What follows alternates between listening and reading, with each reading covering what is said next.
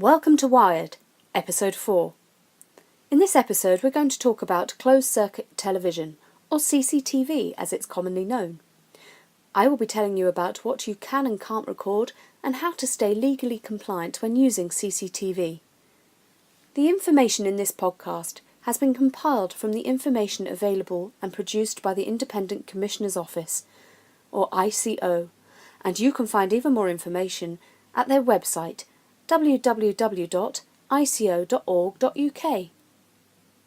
Firstly, nearly all uses of CCTV are covered under the Data Protection Act, and therefore anyone has the right to request any CCTV footage taken of them at any time, except footage covered under law enforcement. They are covered under a separate act. However, CCTV used at your own property will not come under the Data Protection Act. Only if you are capturing footage of individuals outside your property will this infringe upon it.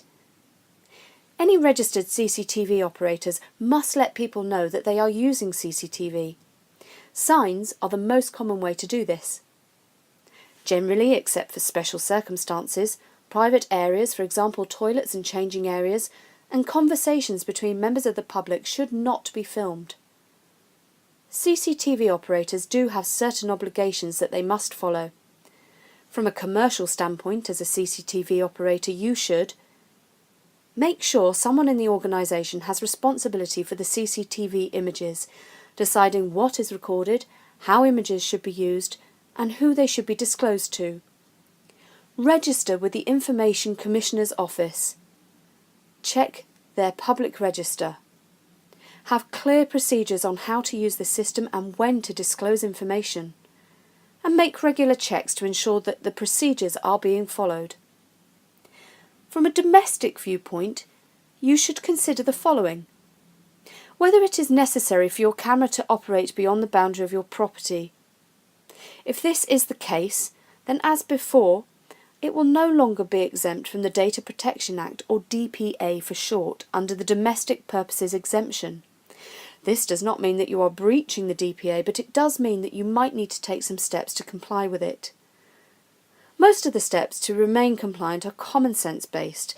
For example, putting up signage and only giving access to the CCTV to people in your home who need it.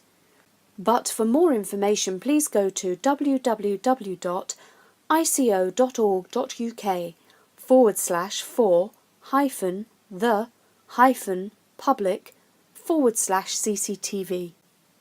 If you are just using CCTV at home, then you will not have to register as a data controller with the ICO.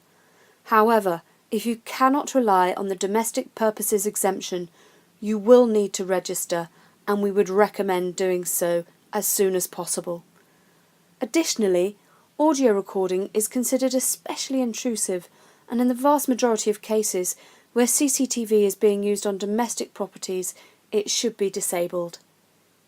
If you would like any more information on CCTV or any of the information covered in this episode, please visit www.jproservices.co.uk and be safe in our hands.